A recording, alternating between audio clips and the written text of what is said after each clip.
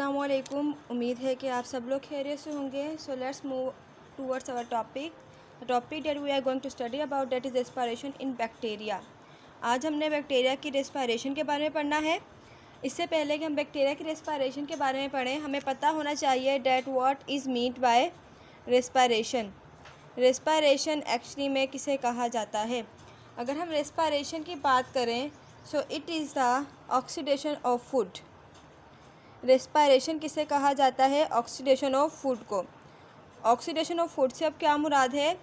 It means कि जब food के अंदर ऑक्सीजन जो है मिक्स हो जाएगी, हमारा फूड जो है ऑक्सीडाइज्ड हो जाएगा, तो उस प्रोसेस को हम लोग कहेंगे ऑक्सीडेशन ऑफ फूड। और ऑक्सीडेशन ऑफ फूड हमारे पास क्या होता है? रेस्पिरेशन कहलाता है।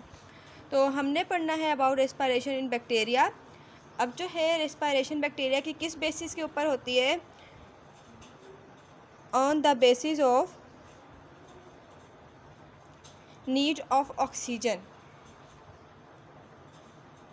अब बैक्टीरिया जो हैं डिफरेंट क्लासेस में जो हैं डिवाइड किए गए हैं। वो क्लासेस में डिवाइड क्यों किए गए हैं? उनकी रेस्पिरेशन की बेस के ऊपर। रेस्पिरेशन अलग अलग होती है बैक्टीरिया की, तो इसीलिए जो है उन बैक्टीरिया को क्लासीफाई किया गया है। तो हमने वन बाय वन देखना है कि कौन से बैक्टीरिया जो है किस तरीके से रेस्पिरेशन करते हैं। तो सबसे पहले हमने जिस बैक्टीरिया के बारे में पढ़ना है डैट इज़ एरोब्स।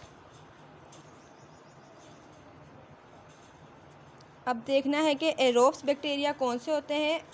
ये वो बैक्टीरिया होते हैं जिन्हें ऑक्सीजन रिक्वायर्ड होती है for the respiration. Required oxygen for respiration. जिन बैक्टीरिया जो हैं रेस्पिरेशन के लिए ऑक्सीजन रिक्वायर होती है, वो जो है हमारे पास कहलाते हैं एरोब्स। और इस टाइप की जो रेस्पिरेशन है, उस रेस्पिरेशन को हम क्या कहते हैं? एरोबिक रेस्पिरेशन, जिसके अंदर क्या यूज़ की जाती है? ऑक्सीजन यूज़ की जाती है। जो नंबर 2 पे बैक्टीरिया हैं डैट इज़ एनएरोब्स। जब किसी भी वर्ड के आगे एन लग जाता है तो उसकी जो मीन्स आती है हमारे पास, वो मीनिंग क्या आ जाती है? इट मीन्स कि उसका ऑपोजिट। उसका ऑपोजिट मतलब कि इनको जो है अपनी रेस्पिरेशन के लिए ऑक्सीजन की नीड नहीं होगी। So they can respire without oxygen. ये जो है ऑक्सीजन के बगैर भी रेस्पिरेशन कर सकते हैं। So that is known as anaerobes. अब जो एरोब्स हैं और एनएरोब्स हैं, इनकी भी आगे जो है सब क्लासेस हैं, तो हमने वो भी देखना है कि वो सब क्लासेस कौन सी और किस बेस के ऊपर जो है इनको क्लासीफाई किया गया है। जो एरोब्स हैं आगे उनकी टाइप्स है। नंबर 1 टाइप जो है वो है obligate aerobes. So let's see कि ऑब्लिगेट एरोब्स कौन से होते हैं। ऑब्लिगेट एरोब्स वो होते हैं survive only in presence of oxygen. ये सिर्फ उसी सूरत में सर्वाइव कर सकेंगे कि जब इनके पास ऑक्सीजन मौजूद होगी। विथआउट ऑक्सीजन जो है ये बैक्टीरिया सर्वाइव नहीं कर सकते। तो इन बैक्टीरिया को हम लोग कहेंगे ऑब्लिगेट एरोब। अच्छा, तो अगर ये सिर्फ ऑक्सीजन में सर्वाइव कर सकते हैं तो व्हाट अबाउट एरोब्स? एरोब जो है रेस्पिरेशन के लिए उन्हें ऑक्सीजन की नीड होती है, लेकिन अगर ऑक्सीजन नहीं होगी तो इसका मतलब ये नहीं होगा कि वो सर्वाइव नहीं कर पाएंगे। लेकिन ऑब्लिगेट एरोब्स के लिए ऑक्सीजन इतनी ज़रूरी है कि ऑक्सीजन के बगैर वो सर्वाइव ही नहीं कर सकते, उनकी डेथ कॉज हो जाती है। अच्छा, तो नंबर 2 पर अब हमने जो पढ़ना है वो है ऑब्लिगेट एनएरोब्स।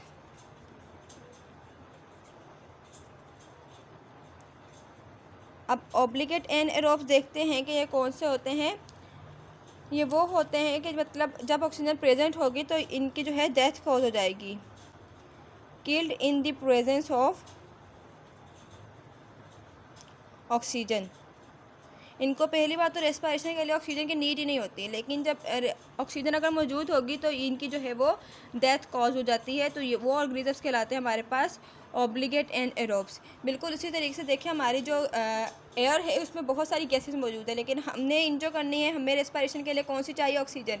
जबकि दूसरी गैसेस मौजूद होती हैं लेकिन हमें वो किल नहीं करती, तो इट मीन्स के हम उसमें सर्वाइव कर लेते हैं। लेकिन ऐसी कोई गैस आ जाए जिसमें हम सर्वाइव नहीं कर पाएंगे तो ऑब्वियसली हमारी भी डेथ कॉज जाएगी। इसी तरीके से जो बैक्टीरियाज हैं वो ऑब्लिगेट एनएरोब्स हैं। अगर उनके पास जो ऑक्सीजन की मौजूदगी में क्या होते हैं, उनकी डेथ कॉज हो जाती है, वो सर्वाइव नहीं कर पाते हैं। तो अब ऑब्लिगेट एनएरोब्स के बाद जो हमने पढ़ना है डेट इज़ फैकल्टेटिव बैक्टीरिया।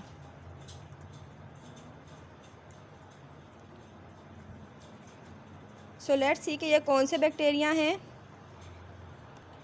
ये वो बैक्टीरिया है that use oxygen for respiration, ये क्या है, ऑक्सीजन यूज़ करते हैं रेस्पायरेशन के लिए, but can live without it, लेकिन जो है इसके बगैर भी ये रह सकते हैं, मतलब ऑक्सीजन के बगैर भी जो है ये सर्वाइव कर सकते हैं। तो वो बैक्टीरिया हमारे पास कहलाएंगे फैकल्टेटिव बैक्टीरिया, जो कि रेस्पायरेशन के लिए ऑक्सीजन यूज़ करते हैं, लेकिन ऑक्सीजन के बगैर भी ये सर्वाइव कर सकते हैं, ऑक्सीजन के बगैर भी ये रह सकते हैं। अब इसके बाद जो है that is micro aerophilic bacteria. तो अब देखते हैं कि माइक्रो एरोफिलिक बैक्टीरिया कौन से होते हैं।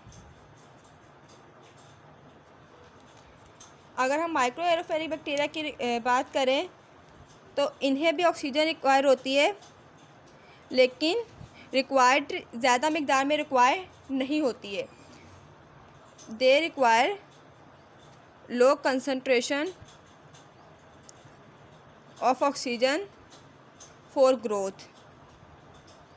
इन्हें जो है अपनी ग्रोथ के लिए लो कंसंट्रेशन में जो है ऑक्सीजन चाहिए होती है, तो वो हमारे पास बैक्टीरियाज कहलाते हैं माइक्रो एरोफिलिक बैक्टीरिया। सो हमने आज जाना about the respiration in bacteria.